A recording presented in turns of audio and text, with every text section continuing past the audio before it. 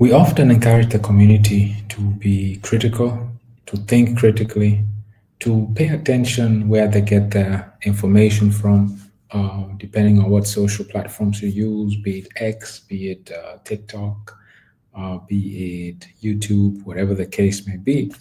We always encourage the community and anybody for that matter to verify your sources.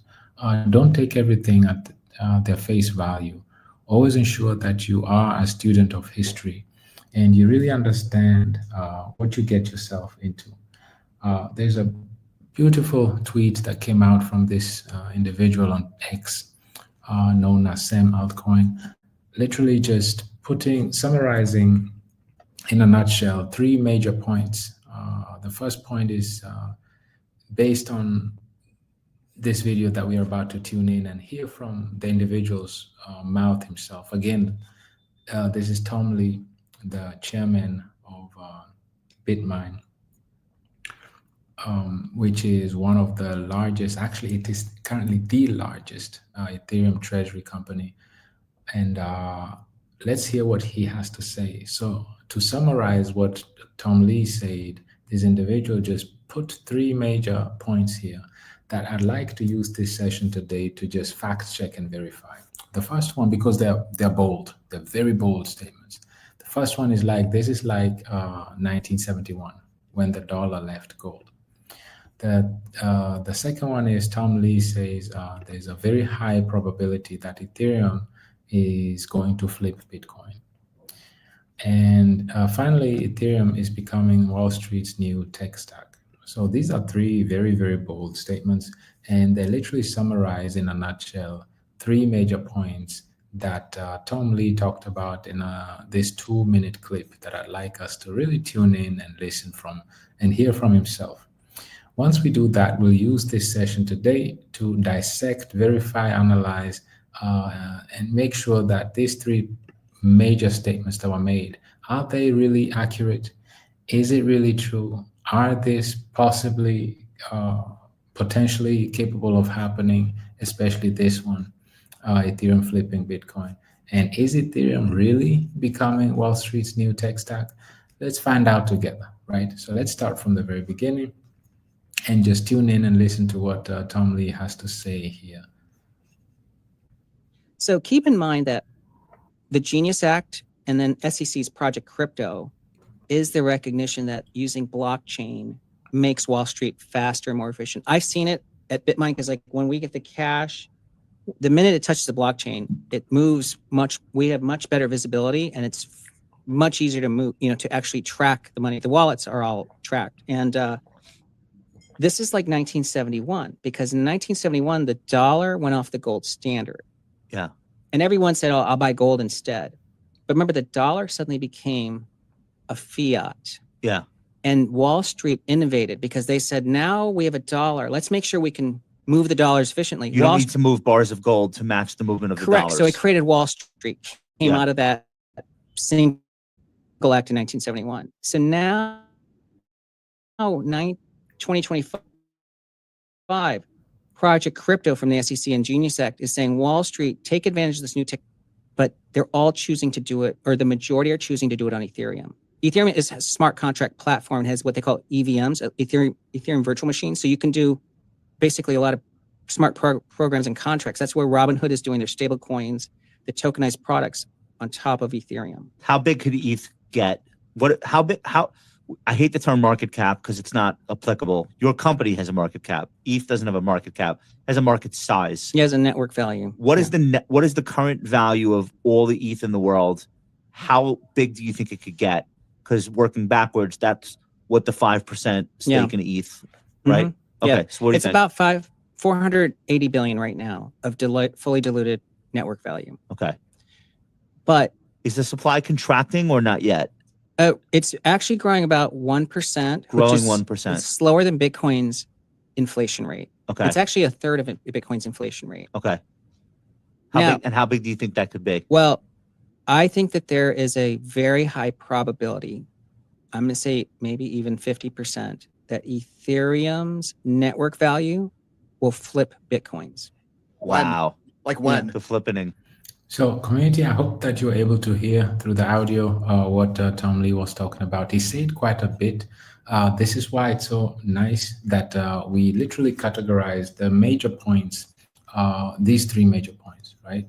And we'll start with, what did Tom Lee mean that we are right back at the time, like back in 1971, when the Nixon got the dollar off of the gold standard.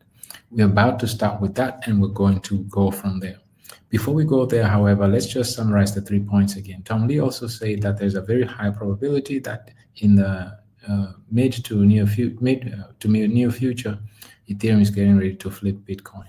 Also, Ethereum is becoming Wall Street's tech stack. So I'd like us to dissect these, and let's, at the end of the session, all understand whether these are facts, based on facts, or these are just wishful thinking, right? So first of all, I'd like us to understand, let's kickstart with what he meant with this is like 1971, when the dollar left gold. That's the first step I'd like us to understand. So not to go too deep into history, because as you know, I'm a very passionate student of history, and I often use history and economics to assist, to help, to guide where, to anticipate where we are headed in the future. If you don't know where we came from, if you don't understand history, how will you know, or rather navigate through the present time to anticipate the future?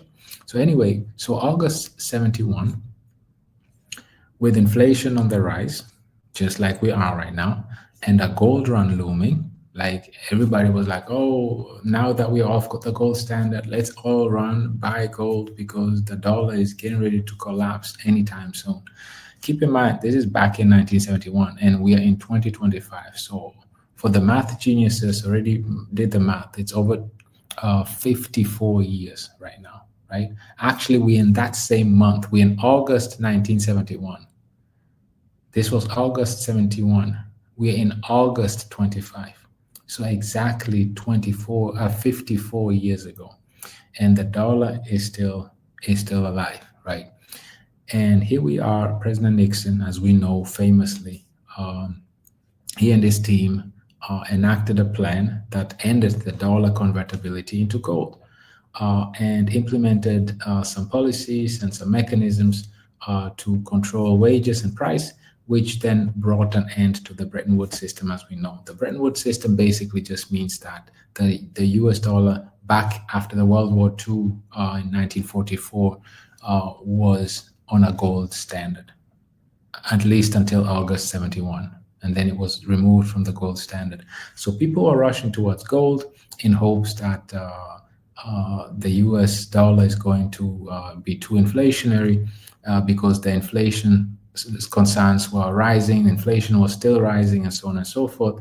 So people are rushing towards gold as a hedge, right? And that's what Tom Lee is referring to. That took place there, and he's talking about how he explained it briefly that back then, as people are rushing towards gold, the dollar quietly actually became a major player globally. Because unlike gold, the dollar was liquid through the bond market. It was easily accessible, globally, adopted and accepted, and easily transferable. Easily, you can carry it with you, and there were rails, financial rails, that were making it easier to operate and use and adapt to the dollar than gold bars. And this is how literally the dollar, against all odds, didn't just survive inflation and beat out gold, but it literally became it maintained the global reserve status, was even more widely adopted. And as we famously say, the rest is history. So this is exactly the moment that Tom Lee is comparing to 1971, is when we are, the time we are in today.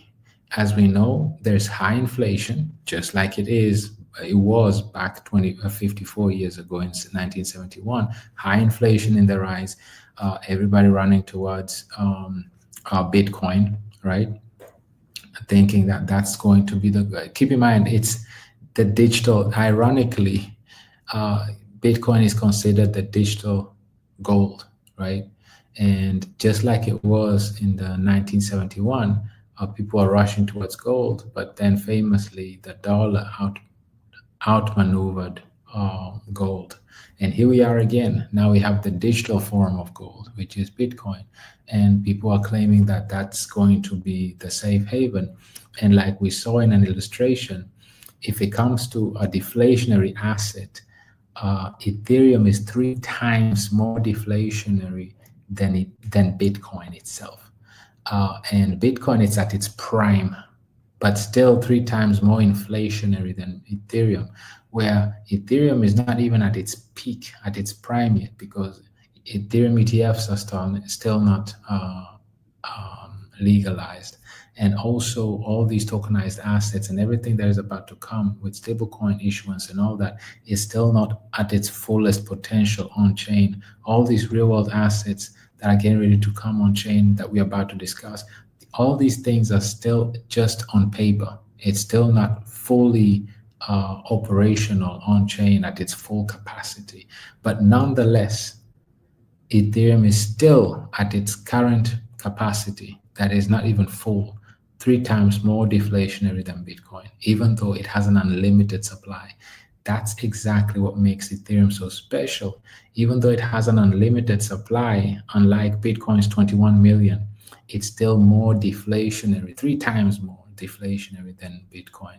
So imagine once Ethereum becomes or gets to its full capacity that we are about to discuss, it's going to be even 10 times more deflationary, if not even more than Bitcoin, even though it has an unlimited amount, making it such a diverse cryptocurrency that it can be used as a currency, digital currency, on-chain currency to pay all your transactions. It can be used as collateral because it's a pristine collateral, global, digitally accepted on-chain.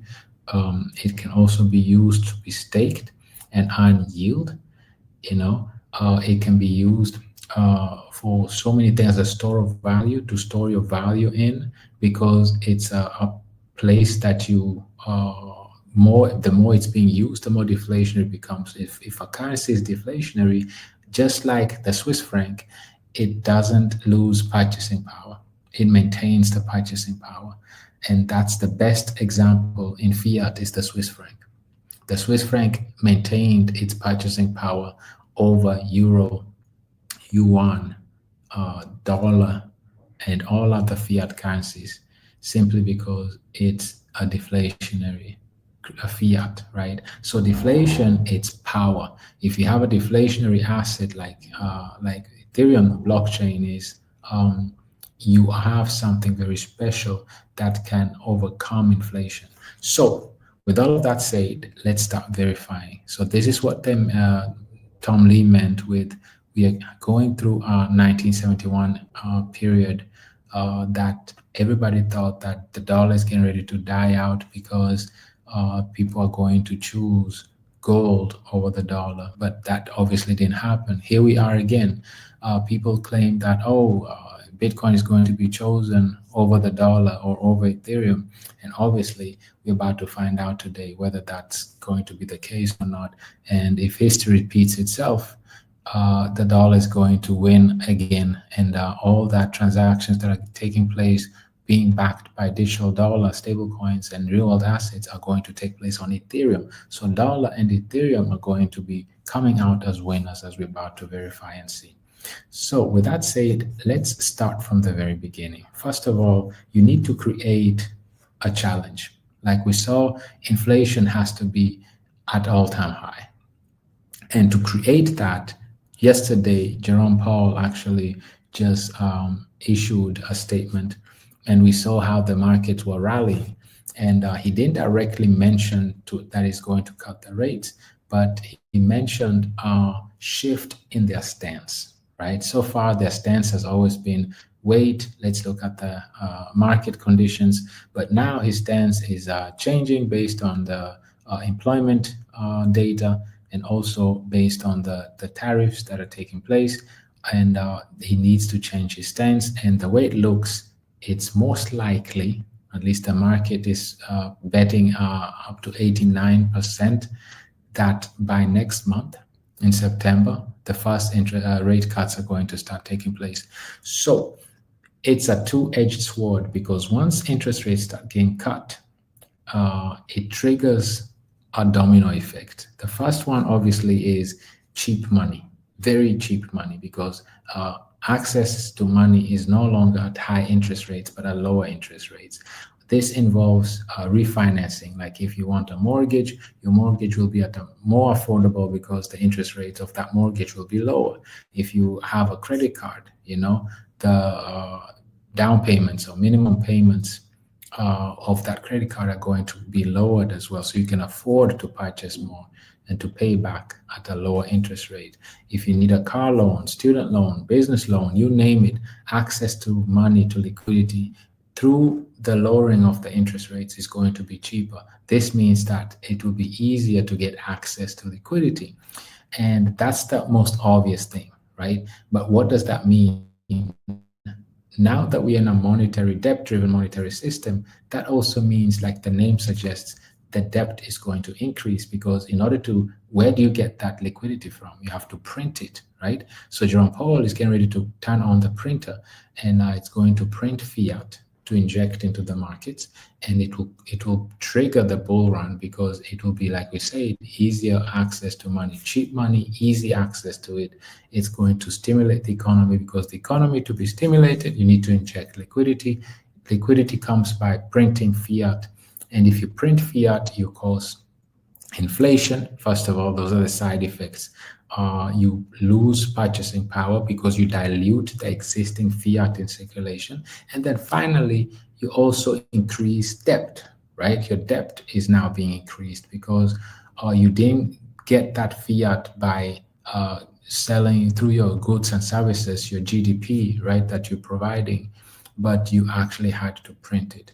So yes, the markets will be stimulated. Risk assets such as stocks and cryptocurrency specifically are going to skyrocket, and we're going to experience a large boom as we saw the markets were rallying in anticipation, and it's going to take off extremely, and the markets are going to enter into a mania phase of bull run due to this news. Like we saw Ethereum briefly touched all-time highs.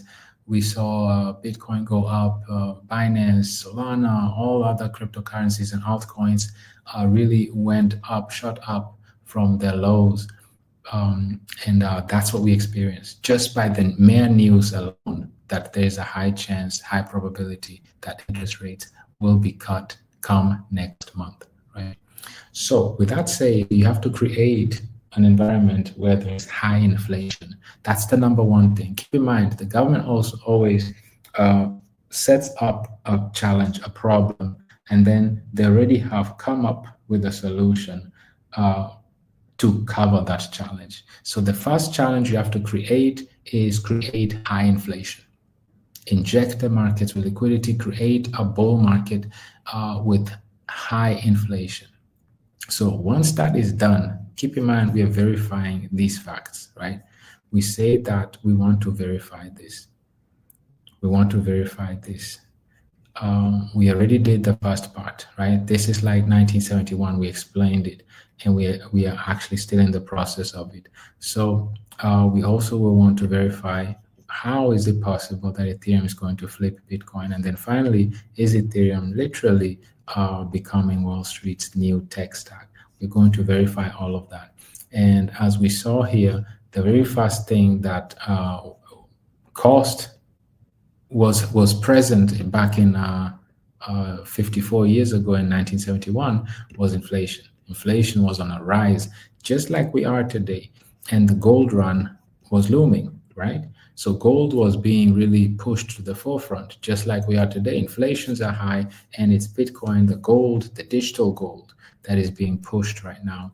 But we'll find out what really is going to get us off the ground as the winner. So coming back to this, the first thing to do is cut interest rates, inject liquidity into the market, cause inflation, cause loss of purchasing power, increase debt.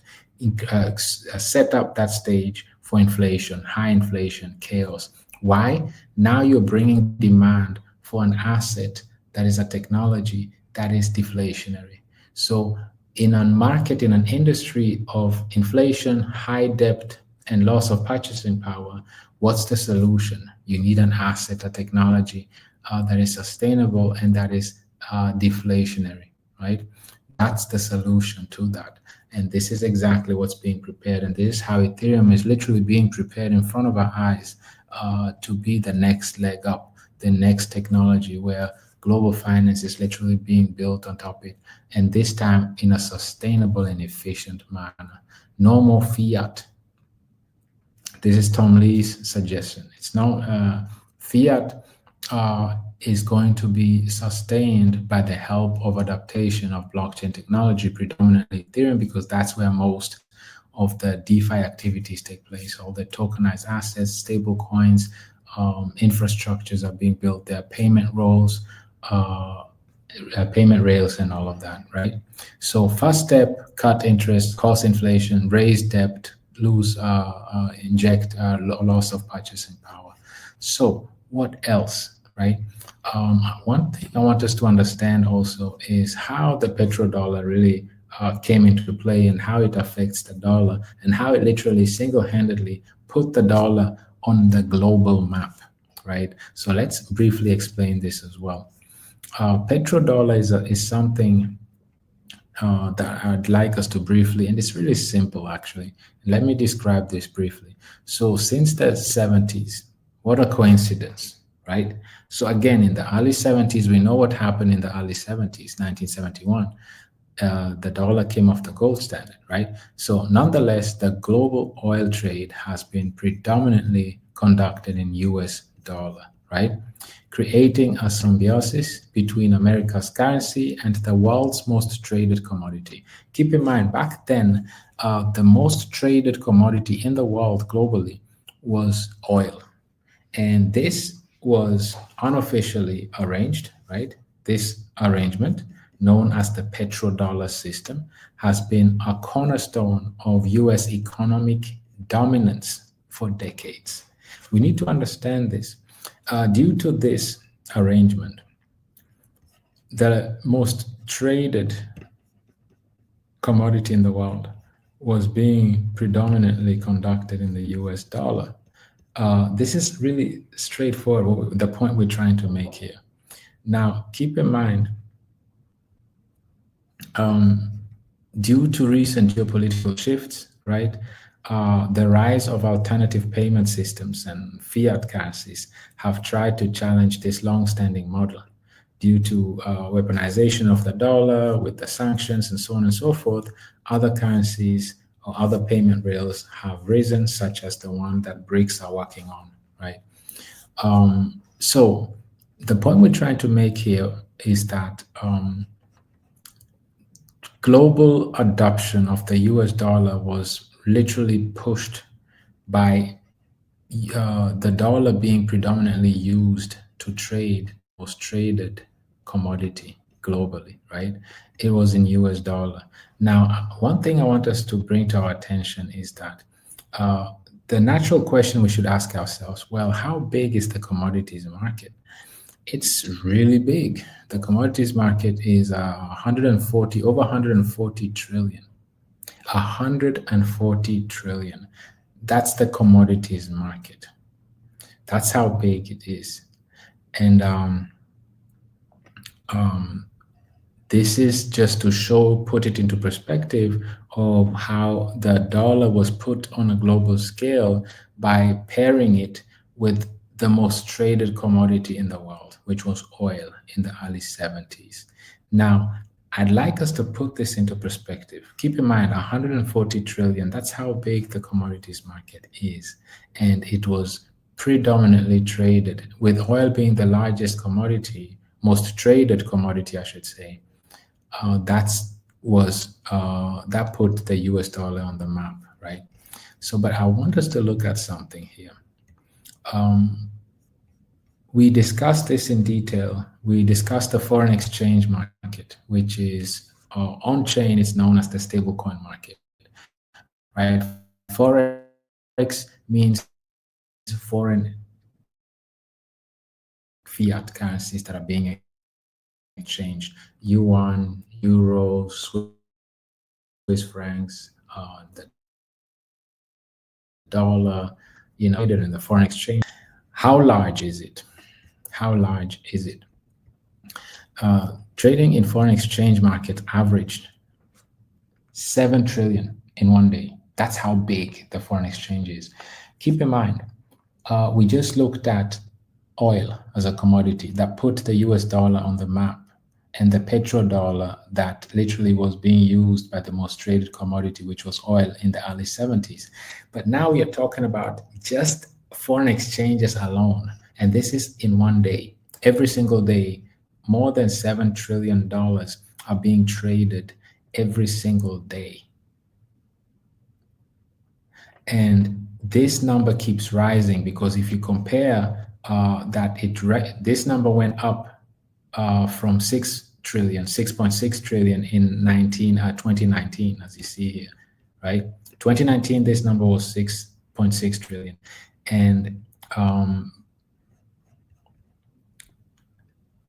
And this is exactly this. So it's easy, or rather, it's safe to say that this number keeps increasing, because we're in 2025 now, 3 years later. So this number is more closer to 8 trillion, even more right now. So roughly $8 trillion in trading, daily trading volume in the foreign exchange. Why are we mentioning this? Because foreign exchange are stable coins. And if you look at stable coins, I'd like us to look at a few things here. Stable coins are real world assets. They're tokenized dollars. And where are these trades taking place? On which platform? Predominantly, as you can see here, on Ethereum. More than 60% of all stablecoin transactions are taking place on Ethereum, more than 60%. We're about to look at this even closer. And daily trades in the real world, like we just saw in Forex, is close to 8 trillion just in daily volume alone. But another thing that I want us to look at is how big, what is the total market cap of the Forex? We discussed this earlier. It's a 2.4 quadrillion market, 2.4 quadrillion. So Forex is the largest and most liquid market in the world, period. Not oil, it's Forex, right? With $2.4 quadrillion, that's the market cap of the Forex. So we just read that what put the US in the early 70s on the map was the petrodollar arrangement, because back then oil was the most traded commodity. But right now, the most traded is the Forex. It's the largest, has the largest market cap, and it has close to 8 trillion in just daily volume alone. So let's come back over here and look at this. So if you look at this, you realize that 60% of all stablecoin activities are taking place on Ethereum, as you can see here in blue. This is Ethereum, 60% of it. And why are we looking at that so closely? Is because this market, it's a very small market cap. It's at 267 market cap, the stablecoin. We just read that daily volume, trading volume of Forex is close to 8 trillion. This is 2. So that means just to get to 2 trillion, it will take 10x from here. And then it will take another 1000x to get from 2 trillion to 2 quadrillion, right? That's how big the market is. So that means it will take 10,000x just to get to 2 quadrillion. 10,000 times the market cap just to get to that. And that's just 2 quadrillion. And then we just saw that daily volume alone is 7 trillion, close to 8 trillion. So what are we saying? We're literally saying that in comparison, in terms of trading volume, that in the 70s, the dollar used to be paired with the most traded commodity, which was oil. But in comparison, the Forex, which is the stable coins, have a higher volume than the oil trades back then in the early 70s. and it's paired with the US dollar. Most all of those trade. So what dollar, which means trades predominantly being made, oil trades predominantly being paired with the US dollar, caused or put the dollar on the map, on the global map.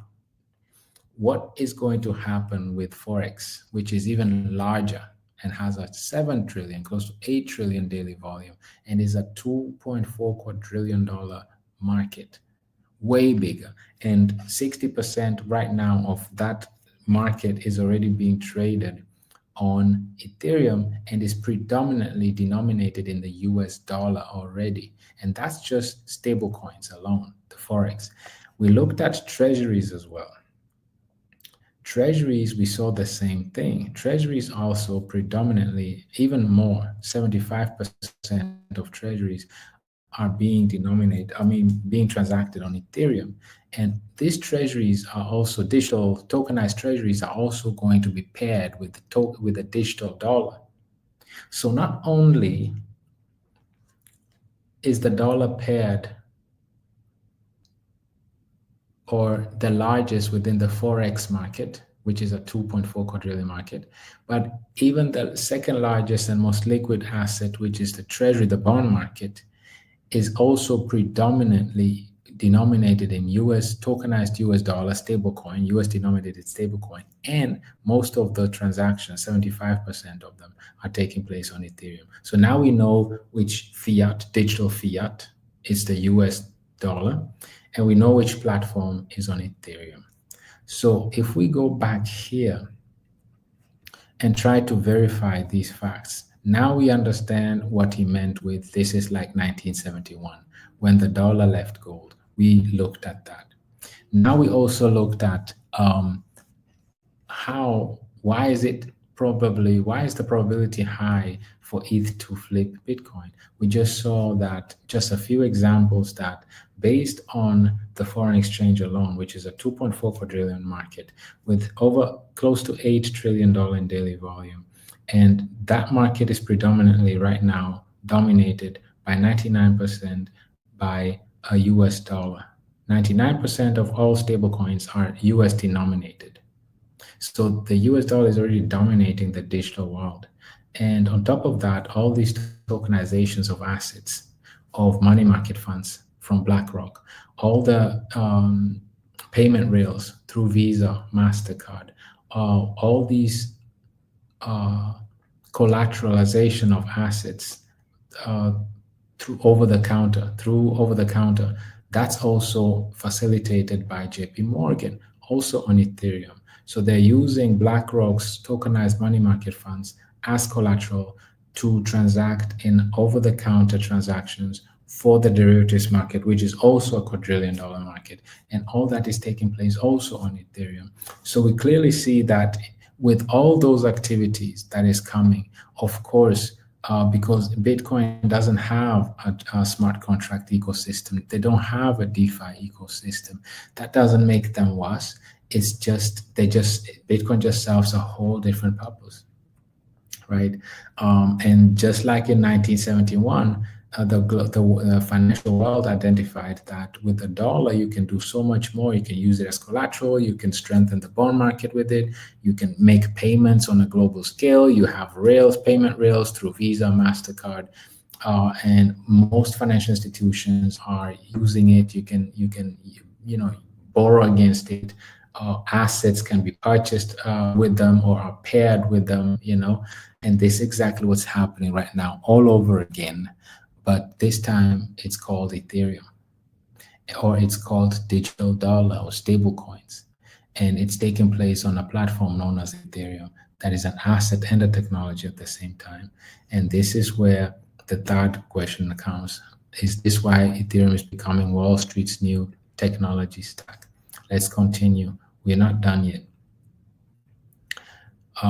So what we want to also understand right now is what we just saw, that how big the commodities market is, right?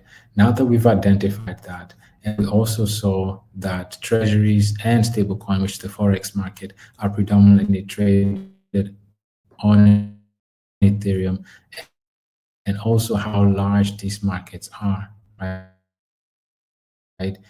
In particular, the foreign exchange market. I want us to really understand called Forex, but on-chain is known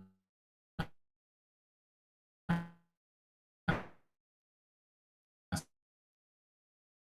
stablecoin in a market. And like we saw here, this stablecoin market is over 2 quarters. Only at 200, we still have ahead of us. Over 10,000 times growth from here. We say that, yes, there's a high probability that Ethereum has the potential to flip Bitcoin. It's not just wishful thinking. It's just not just empty talks, but it's facts. And let's look at these numbers on chain as well. So let's briefly look at DeFi Llama. All of total value of locked DeFi value is sitting at 158 billion. That's all of it, all the chains: Ethereum, Solana, Binance, Tron, Base. Keep in mind, Bitcoin doesn't have. This is all these blockchains combined come to 158. But if you look at Ethereum on its own, it has 95 billion. So for those who love math, if you take 95 billion divided by the entire market, 158, you get a number of 60%. So this shows that Ethereum alone dominates the DeFi industry. There's not much. Ethereum has the most DeFi activity going on. So Ethereum alone. If you divide 11 billion by the 158, you get a number lower than 7%. So the second best DeFi ecosystem is Solana, and it sits at less than 7%. So Ethereum has 60%, and Solana has 6 point something percent, below 7%. So it shows you that it has the second best is still 10 times smaller than Ethereum. So when we talk about how Ethereum is dominating DeFi, tokenized assets, it's not just wishful thinking and hype, but these are facts. You can look at them right here on-chain, on DeFi Llama. You can verify yourself. These are on-chain data, public knowledge, public information for everyone to verify. So you see that the total value of all blockchains in DeFi is 158, and Ethereum alone holds more than 60% of that. So almost 100 billion is on Ethereum alone out of the 158 billion. So this just shows you how indeed Ethereum is completely dominating DeFi, decentralized finance, and most of that liquidity from DeFi, including collateral, all these lending and borrowing platforms, trading platforms, all these other utility tokens are taking place or are on Ethereum. And as you can see here, if we scroll down, you see these applications: Lido, right? This is liquid staking, Aave lending, Eigenlayer and Binance. They have restaking and staking platforms. We could go on and on. You see all these applications predominantly finding their home on Ethereum. But let's go even further. We see articles such as these, and this is an article just came from last month, this July 2025. And you see this article talking about how Ethereum is powering Wall Street's future, right? The crypto scene in Cannes, France shows how far it's come. So Ethereum came from a very, very long way. And the last 2 years haven't been easy for Ethereum, especially with Bitcoin kickstarting 2024 January with ETFs. And the last 2 years, the whole 2024 and most of 2025 have been the year of Bitcoin. And Ethereum has been just in the back burner and has not received the limelight and the time, that it really deserves, the attention it really deserves, because it represents as a whole what blockchain is supposed to be, right? A new global financial ledger, a platform where a new financial system can be built upon in a more efficient, transparent, sustainable way, right, through our own assets. That's what blockchain was meant to be in the first place. And many saw that they won't be able to do that with Bitcoin. And that's why there were various other blockchains that came out of that, led by Ethereum, and then Binance, and then Solana, and then all these other layer 2 blockchains, right? So if we continue from here, let's look at how many companies, right, that are literally building on top of Ethereum or layer 2 Ethereum. And we see here there are banks, right? We see here banks, and most of them are not even built on here, like UBS are building on there as well, but not here. But you see all this Deutsche Bank, we see European Investment Bank, we see large Chinese banks, BNY Mellon, which is the largest custodian in the US. We see BNP Paribas, we see BBVA, which is the largest bank in Spain. We see asset managers, we already know UBS, BlackRock, Fidelity, all of them. We see car manufacturers, we see music streaming companies, media software such as Microsoft, Google. We see payments processors like Visa, MasterCard, Stripe, PayPal. We could go on and on. Trading platforms like Robinhood, right? They're all building either directly on Ethereum or on layer 2 Ethereum blockchains. And another article that I want us to read, Ethereum just hit 10 years, right? Ethereum is just launched. After 10-year launch, Ethereum has evolved from a scrappy experiment to the hidden infrastructure power Wall Street's next generation of finance. And this is something that is really not talked about a lot, is literally underestimated, because it's not getting the limelight, right? Bitcoin has taken all the limelight, or Solana with all the meme coin frenzy. So major institutions from BlackRock to Robinhood are building directly on Ethereum's rails, cementing its role as the backbone for stablecoins, tokenized stocks, and instant global payments. So if it comes to stablecoins, tokenized stocks, or tokenized assets in general, and instant global payments, the platform of choice is Ethereum. That's even arguably, it's the platform of choice. So the co-founder, Vitalik Buterin, says the biggest disruption won't come without fanfare, right? You won't hear noises, parades, and all of that hype going on. No, the biggest disruptions come quietly, right? It will quietly reshape money itself as Ethereum scales to billions of users. So Ethereum is quietly building infrastructures, institutions are adopting, governments are adopting, real-world assets are being built on it, new payment rails for stablecoin infrastructures are being built on it quietly. There's no fanfare, there's no parade, there's no noise made around it. It's just being built quietly. And we start seeing even now the price action of Ethereum starting to also respond to all the activities that are taking place, right? So finally, community, I'd like us to also just, before we come full circle, again, look at this. So Ethereum is the blockchain of choice, right?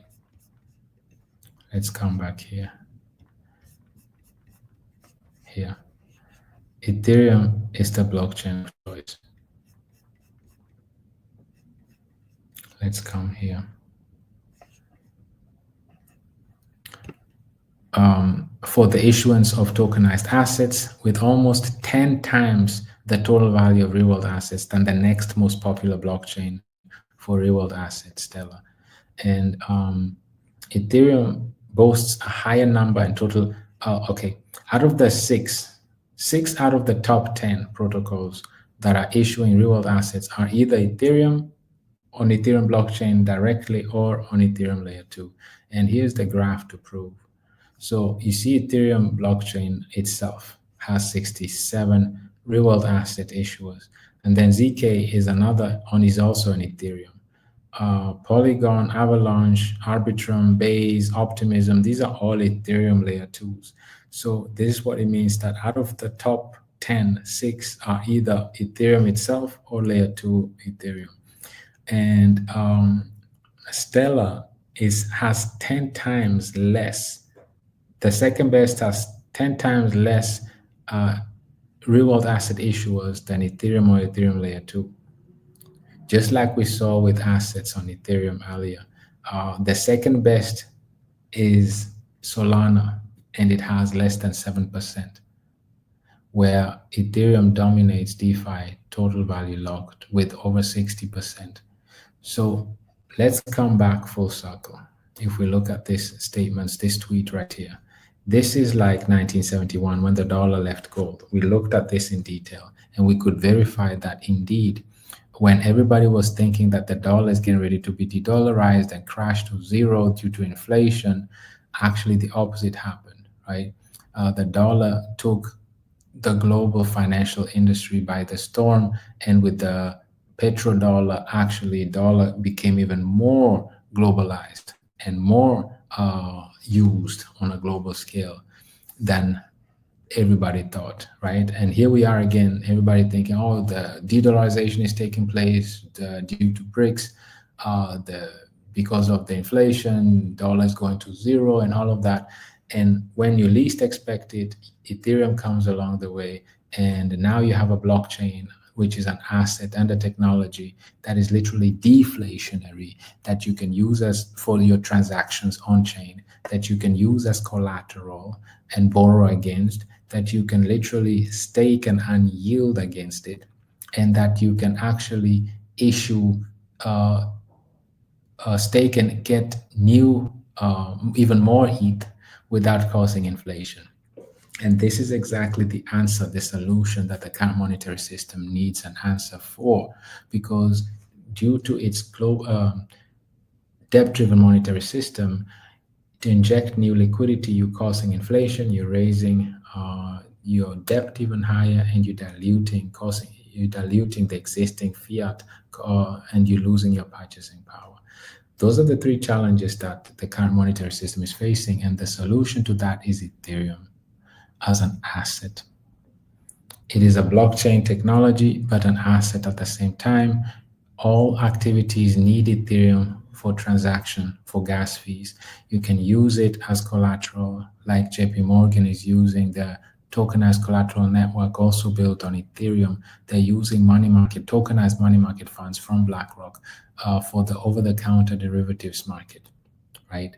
And then you also can stake it and unyield without causing inflation. That's the ultimate reserve asset, treasury reserve asset that the world needs right now. You need a currency that has an unlimited supply, but it's still 3 times more deflationary than the number one fiat cryptocurrency, Bitcoin, that only has a limited supply of 21 million. But it's still more, Bitcoin is more inflationary than Ethereum with unlimited supply. That's how you create a new monetary system, which is a technology and an asset at the same time, that is literally addressing these 3 major points. So we verified that, yes, indeed, we are in a time where we're in the same crossroad like in 1971, when everybody thinks everybody's getting ready to rush and run to Bitcoin because inflation. But no, actually, the largest smart contract blockchain, Ethereum, is 3 times more deflationary than Bitcoin, for one. Secondly, it's a platform it's a smart contract blockchain smart contracts are automated. It's the layer where DeFi is built, where DeFi has the most locked liquidity on Ethereum, where it's a platform where you can build on, and it doesn't belong to a specific geographic region. Ethereum doesn't belong to the US, to Africa, to Asia. It belongs to the world, to everyone. It's a technology, and the more people build on it and embrace it and transact on it, the more valuable it becomes. So it's an asset that is a technology. that you can use as for your transactions on there. You can use as collateral, you can stake and earn yield, all of that without causing inflation. Actually, with it's increasing its value simply by being transacted on. So we verified that, and due to all of this, and we also verified that Ethereum is literally the choice blockchain for institutions and governments. And due to all of that discussed, indeed, there's a high probability that Ethereum is getting ready to flip Bitcoin. So this is it for today's session, community. I hope this session was of value to all of us. None of this that I will say today is financial advice, and these are all my personal opinions. The purpose of this is just to inform, educate, and inspire us. So to use these sessions as a point of reference where we as adults can just be rational and think about things and verify things that we see, read, listen to on chain. And we made an example of how we can take a tweet, go through the statements made and verify these based on facts, based on history, based on real world activities that are taking place right now. None of what was said is hype, wishful thinking, or just being hopeful. But everything is based on facts, based on what's happening right now on chain. And we can verify all of these things, all of these points on chain. That's how we should do our research. And this is how we should base our choices that we make, right? Based on our investments, based on what blockchain we want to build on, based on what ecosystem we want to build on. How does this, now that we know that this is how it affects us as an industry. But now if we zoom in and look at this and ask ourselves, how does this affect us as an ecosystem? It affects us, how can we make the most out of this? Is by us also being a part of a solution. And how are we part of a solution is by addressing the 4 major challenges we always talk about. What are the major challenges?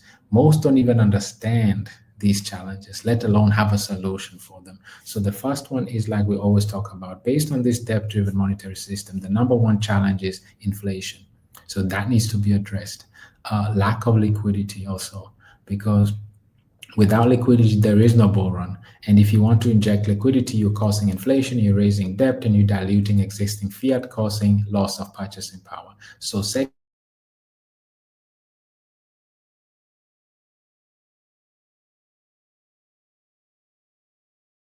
rewards usually cause inflation. So you need to have sustainable staking distributions without causing inflation, right?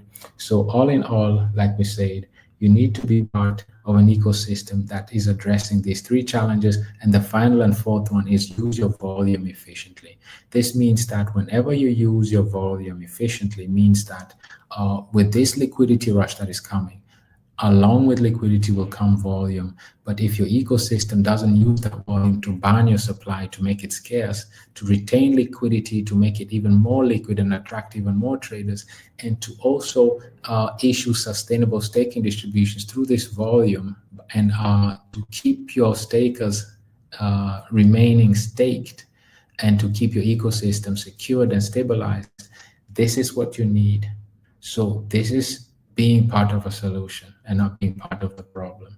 So this is it for today, community. I hope the message came across well. For all the queens, I want to wish you, tomorrow is Sunday, a wonderful session that you have as a community, as a community of queens. And if you're a queen and you're not part of these Friday and Sunday sessions, I highly recommend for you to be part of these. With that said, community, I want to wish you all a wonderful, wonderful rest of your weekend until we meet again. Bye-bye, everyone.